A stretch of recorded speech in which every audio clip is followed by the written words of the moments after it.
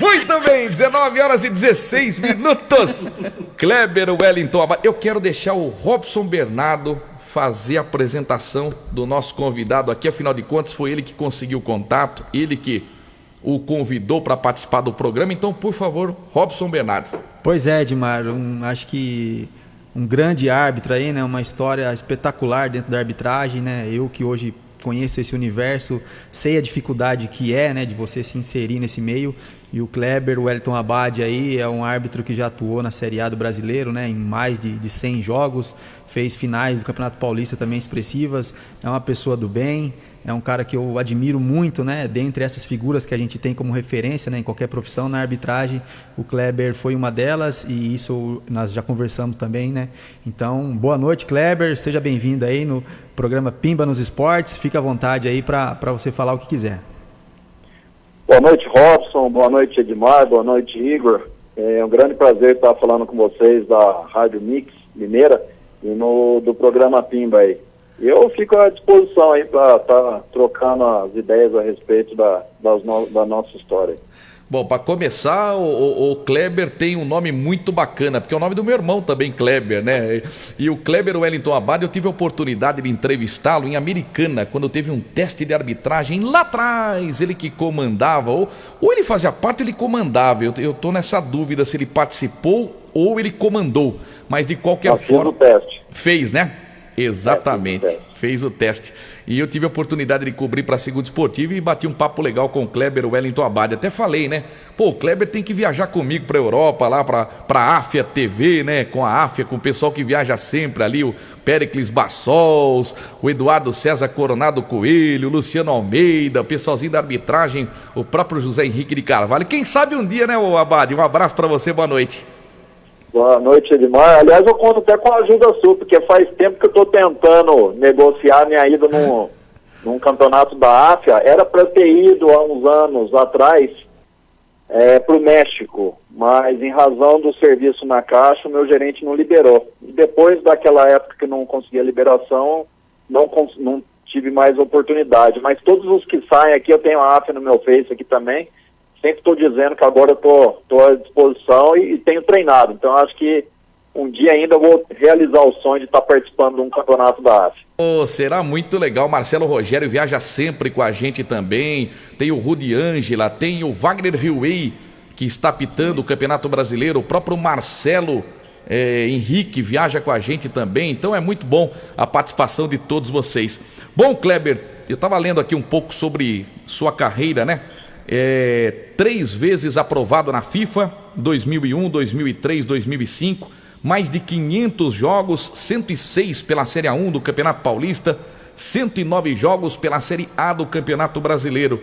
E o que mais me chamou a atenção aqui no seu currículo, que você foi o primeiro árbitro a usar um radiocomunicador. Como é que foi esse dia, Kleber? Nossa, foi um dia que nós fomos pegos de surpresa, porque não houve treinamento, não houve nada. Houve uma ligação na sexta-feira. O presidente está com uma ideia de fazer um jogo e usar o rádio de comunicação. E como a gente vinha com uma experiência de trio fixo já naquela época, que era eu, Ana Paula e o Evandro de Ribeirão Preto, o chefe deu a sugestão, nós acatamos, né? Vamos treinar. Fizemos alguns testes só antes do jogo. Só que o teste com rádio Motorola com estádio vazio é uma coisa. Quando o estádio estava lotado, aí já não dava para ouvir como era quando o estádio vazio. Mas, do ponto de vista histórico, foi o primeiro jogo da América Latina com ele. Pô, que bacana. Robson Bernardo.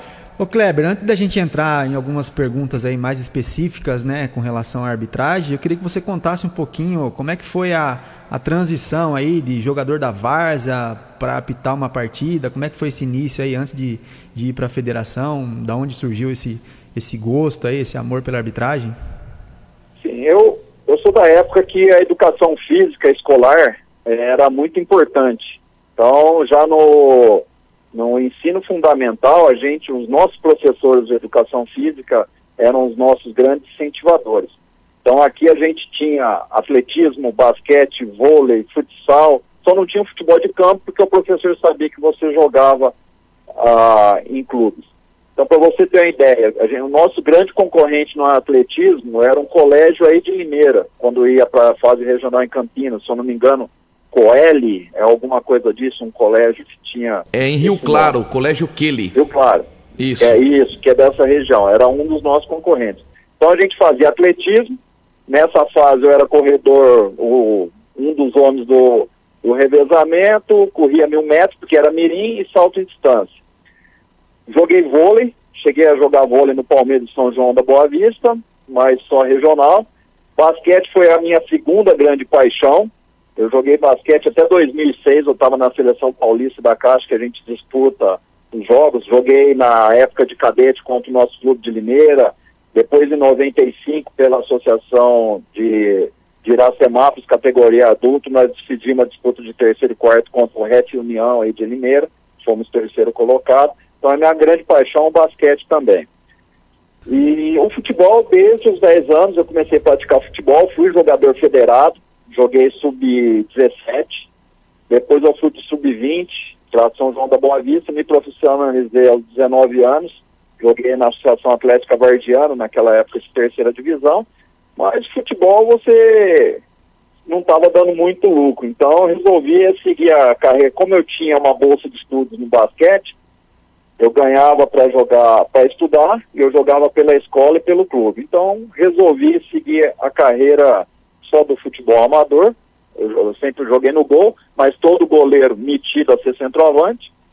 Apesar de não ter muita habilidade, eu até que marcava bastante gol, porque eu tinha um chute bem forte. Olha só! Comecei a jogar. Hoje em dia, vou até dizer o seguinte, porque eu tive um treinador, que aqui em São José sempre teve muito investimento nos esportes de base. Nós tínhamos no vôlei o senhor Paulinho Ferreira, que era reconhecido nacionalmente, e nós tivemos um técnico que se chamou Henrique Caeta. Ele jogou no Expressinho de São Paulo em 49, depois Fluminense. Para quem jogava futebol de botão na época da revista Placar, ele foi jogar num time que se chamava Frigorífico Armor, que disputava a primeira divisão lá do Rio Grande do Sul, e depois foi para o Uruguai. E retornou, foi técnico, jogou, depois foi técnico e retornou para São José. E ele trouxe uma característica de goleiros argentinos e uruguaios, que é aquele que jogava fora do gol, para quem lembra, Fidjol, aquele estilo de jogar, e jogava muito com o pé. Então a gente fazia muito treinamentos de campo reduzido e o goleiro ia para a linha. E o nosso treinamento, a partir de um determinado momento, eram só 3 toques, depois passava a ser 2 toques, e os últimos 10 minutos de jogo, 1 toque. Então você tinha que tocar e sair, então você acabava tendo habilidade. Detestava que fazia muita preparação física com peso, porque ele era habilidosíssimo com bola. Então você fazia controlar a bola, cabecear com o joelho, treinamento cabeça, com... Então, eu até brinco hoje, eu vi na live aí que tinha um pessoal fazendo que tem que fazer 4 mais que a sua idade. Se eu treinar um pouquinho, eu tô com 54, 59 e com os 2 pés, não é só com o pezinho direito não. Então, que fase, hein? Tinha esse daí. Não, eu tenho até eu tomei 15 dias de gancho uma vez por causa de um jogo que eu peguei uma bola de calcanhar, que tava todo mundo assistindo o jogo, um jogo Flamengo e Sport, o cara jogou a bola pro Adriano que tá do meu lado, e a bola pingou no chão e eu peguei de calcanhar e joguei lá na minha mão. Aí me deram 15 dias, porque o árbitro não pode colocar o pé na bola. Olha só, hein? Fazer o quê, né? Mas são coisas assim, eu sou um apaixonado pelo esporte. E depois comecei a fazer jogando amador, e aí isso começou a surgir. Eu fui para uns jogos regionais, comecei a apitar na região de Ribeirão Preto, que eu entrei no concurso do banco em Santa Rosa de Viterbo. Lá, depois que eu parei de jogar no amador, me convidaram para fazer parte da associação em Santa Rosa de Viterbo. E nós tínhamos um campeonato que se chamava Cana, que envolvia todas as usinas de açúcar da região de Ribeirão Preto e Sertãozinho. E eu fui convidado para fazer um jogo nesse campeonato. E a partir dali eu ganhei o prêmio de melhor árbitro no primeiro ano, e aí teve essa sequência de jogos regionais, mas sempre eu tive um problema do trabalho, eu não consegui fazer o curso da federação. Então quando eu fui fazer o curso na federação, eu já tinha 30 anos de idade. Então, hoje eu nem conseguiria ser árbitro, porque não pode fazer com 30 anos. Mas graças a Deus eu tive a sequência bem rápida, depois subindo para as categorias principais. Que bela história aí do Kleber Wellington Abate. E curiosamente ele citou, né, que é goleiro. Então acho que é por isso que você e o Rogério Ceni sempre saem um pouco de faísca entre vocês, né, Kleber? Impressionante. É que de vez em quando saía errado, então eu falava, né? Saiu errado, ainda vai reclamar comigo ainda? E eu narrei um jogo no Morumbi, se eu não me engano, São Paulo e Santos, que você mandou o Rogério bater, acho que o batedor repetia a cobrança porque o Rogério adiantava. Né? Esse foi um jogo 3-2, São Paulo e Santos. Eu narrei esse jogo. Ninguém tava voltando e num jogo que ele avançou, nós mandamos voltar. Nossa. Mas foi um jogo pesado esse. Mas chato demais, né? Chato demais o Rogério Ceni, viu?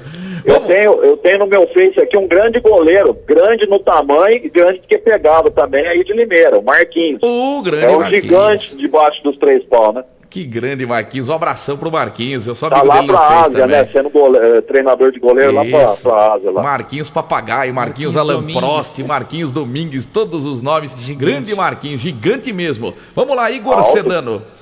Ô Kleber, tudo bem? Tudo bom, Igor? Bem, eu tô vendo aqui no seu currículo que você ainda trabalha na Caixa Econômica Federal, certo? 31 anos. 31 anos. Como que você conciliava a sua vida profissional na Caixa Econômica, um banco federal, com sua vida de árbitro? Porque normalmente um árbitro de futebol, ele é professor de educação física, trabalha em alguma academia, é mais voltado ao esporte. Você ficava, né, quando apitava, ficava a maior parte do tempo dentro de um banco, sentado, caminhava pouco. Como que você conciliava ainda mais os horários, né? Trabalhava, não sei em qual cidade você trabalhava pela Caixa, mas tinha que viajar, apitar jogo numa quarta-feira à noite, longe. Como que era essa vida sua? Eu costumo dizer que a gente, durante a arbitragem, a gente conseguiu fazer um curso também de gestão de logística. Então, esse foi o meu grande dificultador. Eu poderia ter ido fazer o curso de árbitro 6 anos antes. Porém, em razão de, na época, estar ocupando função gerencial, eu não conseguia fazer o curso, até que eu consegui fazer o encaixe em que toda sexta-feira, após o expediente, eu ia para São Paulo fazer o curso e retornava no sábado. Isso eu me formei em 97. Logo depois eu fui me aproximando de São Paulo. Então, então a maioria dos jogos no início de carreira são sábado e domingo.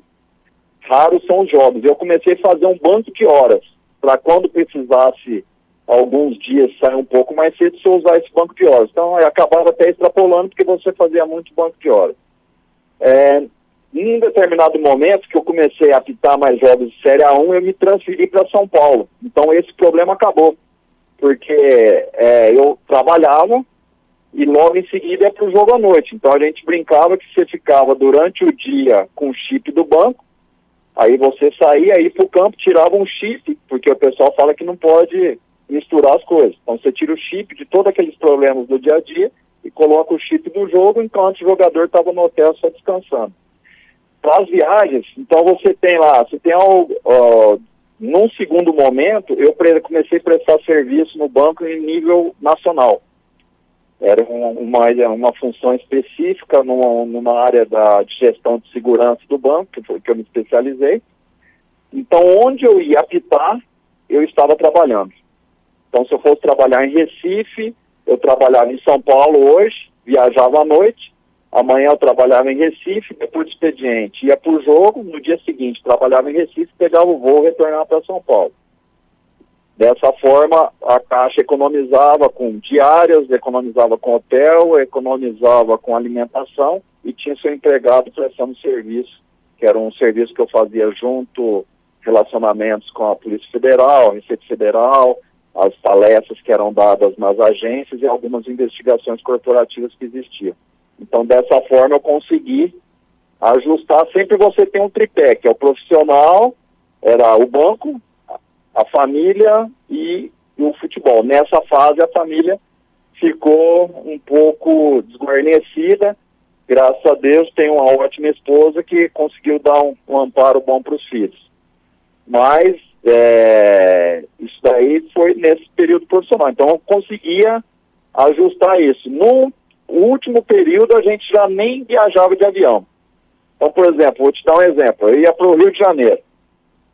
Eu ia acabava o jogo, já pegava o ônibus lá na rodoviária do Rio e deixava um carro em São Paulo. Então, voltar de ônibus. Depois comecei a fazer isso de Curitiba. E pro fim, eu comecei a fazer isso de Goiânia. Acabava o jogo, pegava e viajava a noite inteira. Fora o que quando é jogos em São Paulo, por exemplo. Eu cheguei e saí aqui de São José do Rio Pardo 3 horas da tarde, 2 horas da tarde, para chegar às 8 da noite em Presidente Prudente, apitar e retornar na madrugada.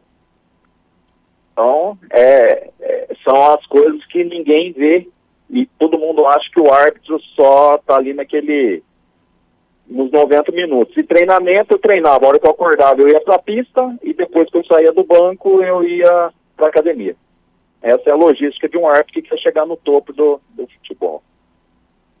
Ô Kleber, já que você falou que você trabalha na Caixa, eu tô com um probleminha meu no FGTS. Nossa. Tô brincadeira. Ô Kleber, mas tinha muito aquele torcedor corneteiro que te via lá dentro da agência da Caixa, logo no começo trabalhava na agência. Ficava te enchendo os pacovar lá na Caixa lá?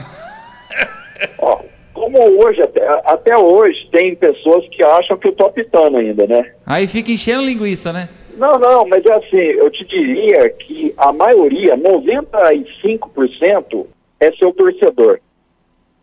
O que dava maior satisfação era de você chegar no banco e ter uma senhora que se atender e falar assim, eu estava lá domingo assistindo o jogo com meu filho e estava torcendo para você. Então isso é uma coisa que te emociona, porque o árbitro acha que não tem torcida, então você tem essas pessoas. Agora você consegue diferenciar pela brincadeirinha se a pessoa está brincando ou se ele quer dar uma espetada. Aquele que quer dar uma espetada também não era nem um anjinho. Já respondia no mesmo tom. Ô Abade, eu tô vendo aqui, né? Você apitou 3 finais de Campeonato Paulista da principal divisão, né? 2003, Corinthians e São Paulo. 2008, Fácil Palmeiras em cima da Ponte Preta com o show do Valdívia. 2011, Santos e Corinthians. Qual dessas 3 finais foi a mais difícil? Você vai achar que por incrível que pareça, sabe qual foi a mais difícil? Você vai falar Palmeiras e Ponte. Difícil de planejar, porque você tem que planejar muito bem para que ela se torne fácil. A mais difícil era Palmeiras e Ponte Preta, porque você tinha 3 situações ali. Se a Ponte Preta marca um gol, a torcida do amendoim do Palmeiras ia começar a pressionar o time do Palmeiras. Então mudava a maneira do jogo. Enquanto estava 0-0, você podia deixar o jogo livre porque os jogadores se entendiam, porque os dois queriam buscar resultado, muito fácil. E a partir do momento que se torna um placar mais elástico, você tem que tomar cuidado para não destambar, porque você tinha jogadores tipo Denilson, tipo o Diego Souza, que começaram a provocar os jogadores. E o grande detalhe é que no dia seguinte tem uma festa de encerramento. Então, se você estraga o jogo final, você está estragando a festa. Consequentemente, o comandante maior, presidente da federação, não vai gostar do seu trabalho. Então, todo esse cuidado para que o jogo fosse ok e a festa fosse o encerramento, a cereja do bolo. Agora, os outros jogos, o 3-2 foi um jogo bastante disputado, só que tinha sempre o segundo. E o de 2011... O meu objetivo era, porque tinha tido uma polêmica na semifinal, o negócio do sorteio, o meu objetivo era entregar de bandeja um jogo que não tivesse nenhum problema e que durante a semana a arbitragem ficasse isenta para fazer o segundo jogo da final tranquilo. E é o que a gente conseguiu fazer. Um jogo 0-0, com bastante lance de defesa de goleiro, mas com 3 cartões amarelos, e que o jogo ficou pro Luiz Flávio Oliveira uma mãozinha para ele fazer a final, sem trazer nenhum resquício de problema do primeiro jogo da final. Esse era o objetivo. Perfeito. Vou passar a bola aqui pro Robson Bernardo também. Tem muito assunto para falar com o Kleber Abade, principalmente o episódio da morte do Serginho. Ele foi o árbitro e o limerense Giovanni Canzian foi o auxiliar. Mas antes, recorde na carreira do Kleber Wellington Abade. Você sabia, Igor Sedano e amigos, que esse homem de quase 2 metros de altura me marca um pênalti com 8 segundos. É recorde no jogo. Atlético Paranaense e Cruzeiro foi 5-4 pro Furacão. Jogaço. Como é que é marcar um pênalti com 8 segundos, Abade? Era uma jogada ensaiada do Atlético. O lateral esquerdo do Atlético Paranaense era o Marcão. Então ele dava a saída para frente, que na época tinha que dar a saída para frente, o Marcão disparava pela ponta esquerda. Então era feito um lançamento do meio-campo para o Marcão, e o Marcão jogava para a área, que era um centroavante do Atlético Paranaense, um colombiano, não era Mendoza, ou era, um bem baixinho. Já lançava para ele e ele jogava para trás para quem chegava batendo. E nessa que teve esse lançamento rápido, o centroavante, um colombiano, vai proteger, e o zagueiro do...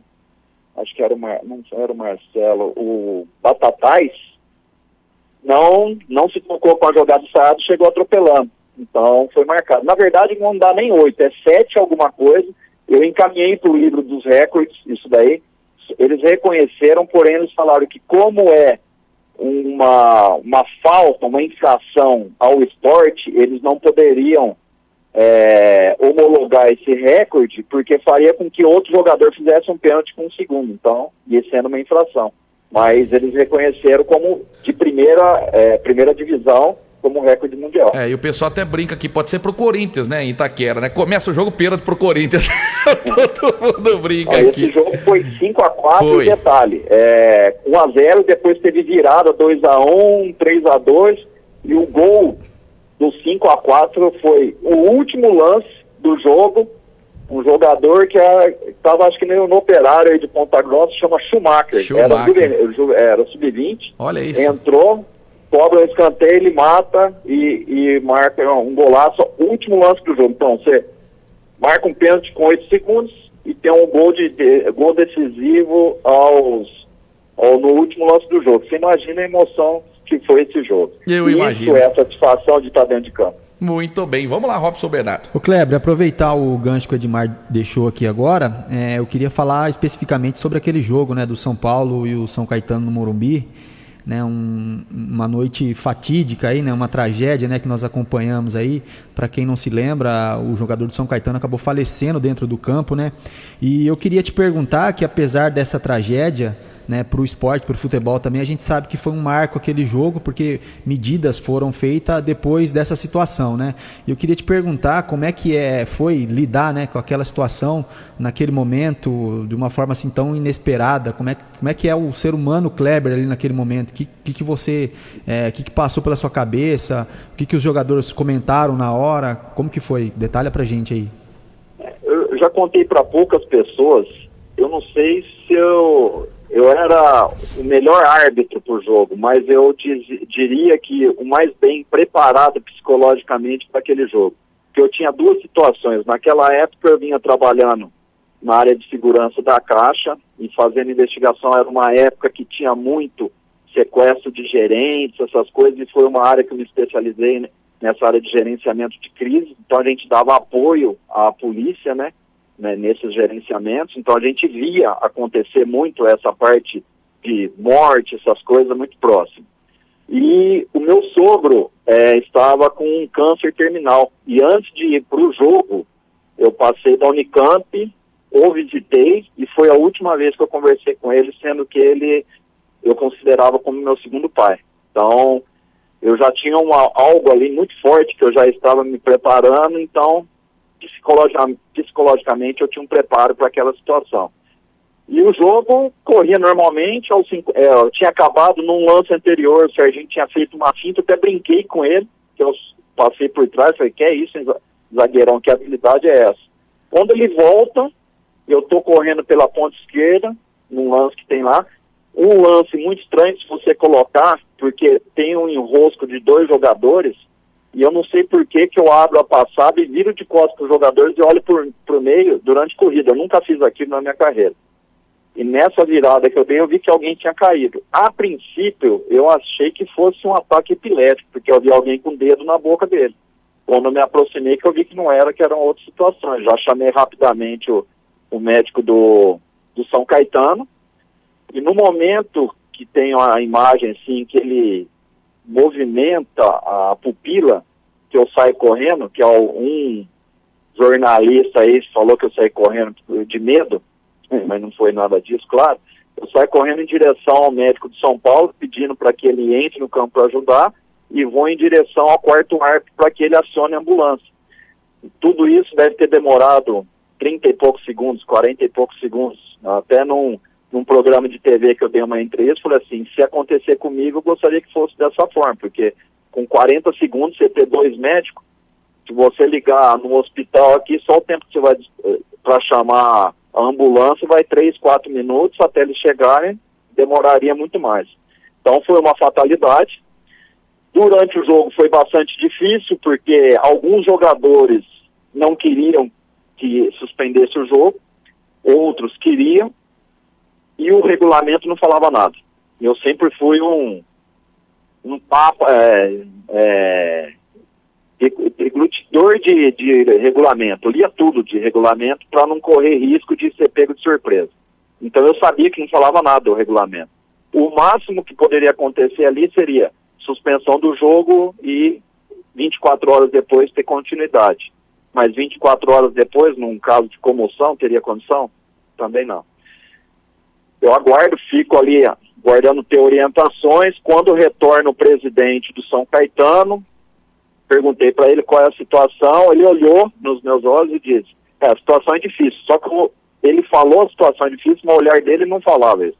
O olhar dele falava que tinha morrido para mim. Chamo os 2 capitães, goleiro de São Paulo e o goleiro de São Caetano, Silvio Luiz. Pergunto qual é a situação, o de São Paulo falou assim, não, que vocês resolverem tá ok. Quer dizer, já tentando tirar da reta. O Silvio Luiz me fala, ó, eu não tenho condição, e aí eu chamei para mim a responsabilidade. Falei assim, ó, eu só estou conversando com vocês para saberem, mas independente agora, o regulamento não é claro, e a responsabilidade é minha, eu estou suspendendo o jogo, e virei pro capitão de São Paulo e falei assim, ó, o Grafite não tem condição de jogar, porque ele tropeçou no grafite, o grafite está abalado. O volante do São Paulo, aquele que parecia um índio, que jogava no meio, depois foi para o Atlético Mineiro, não lembro o nome dele.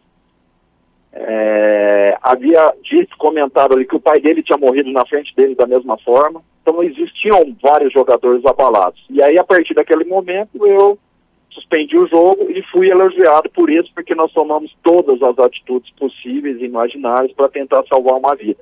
Infelizmente, não conseguimos salvar.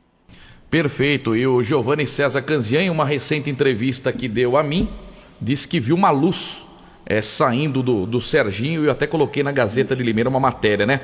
Agora, para fechar, Kleber Wellington Abad, desde já te agradecendo pela entrevista, muito bom falar com você, como é fácil te ouvir, né? Gostoso ouvir suas histórias, né? Para fechar aquela da estreia do Ronaldo Fenômeno, né? Que também está em seu currículo, não é que o gordinho vai lá e marca de cabeça e cai o alambrado em Presidente Prudente? Como é que foi esse episódio, Kleber? Eu brinco com o pessoal que eu era meio papagaio de pirata, né? As coisas... eu não fui da FIFA, apesar de ter passado em 3 testes aí, ficar apto para ser convocado, mas eram só 10 vagas.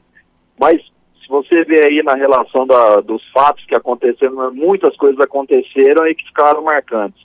Então, e detalhe, ele havia feito um jogo anterior, não conseguiu fazer o jogo, e eu até brinco com o pessoal. Eu falo assim, você quer ver que as coisas acontecem no meu jogo, que é capaz de eu apitar o jogo se o cara marcar o gol no meu jogo. E foi, né? Ele estava no banco de reserva, e aí eles diziam que ele era gordo. Quando ele entrou, ele podia, que é isso, se ele tivesse 10 quilos a menos do que ele estava aquele dia, então ele ia fazer uns 3, 4 gols. Que ele entrou, o primeiro lance, ele já faz um giro em cima do zagueiro, joga uma bola para trás, que chegam chutando a bola, bate na trave, depois ele dá uma finta, ele dá um chute na trave muito forte, depois tem um outro que o Pierre trava, senão ele teria feito gol, e no lance menos inusitado ele marcar o gol, ele fez, que teve uma falha do goleiro que não sai do gol, o zagueiro também não subiu e ele, com uma subida de uma gilete, conseguiu marcar o gol. Só que ele colocou a bola exatamente no ângulo. Então, uma pessoa predestinada, né? Outra coisa que ficou marcado, e pro resto da vida, quando mostrarem o Ronaldo marcando o gol, vai ter um rapaz de vermelho ali no semicírculo da entrada da área, que sou eu, para poder mostrar pros netinhos. Muito bem, para resumir aqui também, o Kleber Wellington Abad apitou o jogo do centenário do Grêmio em 2003 contra o Bahia. Ele apitou a estreia do Falcão, jogador do futsal, pelo São Paulo na partida contra o Ituano, e foi o árbitro do último jogo do Palestra Itália, Palmeiras 0, Boca Juniors 2. Formado em 96 na Federação Paulista de Futebol, em 99 ingressou na CBF. Kleber Wellington Abad, meu carinho, meu respeito a você, muito obrigado pela entrevista. Espero ouvi-lo mais algumas vezes, é muito bom tê-lo aqui. E vou fazer de tudo para você viajar comigo lá para a Europa. E não vou esquecer de ti não, meu parceiro. Ó, eu conto com a sua ajuda aí. Todos os campeonatos que tem aqui, eu tô mandando e-mail, ó. Tô à disposição. Que bom. Eu preciso só de alguém. Se tiver, ó, como é o seu irmão, chama Kleber também, então fica fácil. Deixa eu vou comigo. tomar uma cervejinha junto com ele lá. É só pagar uma cervejinha que eu já vou contando as histórias, você já vai escrevendo. Nós lançamos um livro em dupla ainda. Tamo junto. O Sálvio também, que viajava com a gente, só que depois que entrou pra Globo não pôde mais viajar. Kleber, um abraço pra você, fica com Deus, meu querido. Tudo de bom, um grande abraço pra vocês aí, um prazer estar falando. E aguardo novos convites, sempre estou à disposição. Obrigado, Igor, obrigado, Robson e Edmar, um grande sucesso para vocês. A gente está sempre acompanhando o programa Pimba nos Esportes. Hein? Valeu, tamo junto. Kleber Wellington Abad participou com a gente no Pimba nos Esportes. Para a TV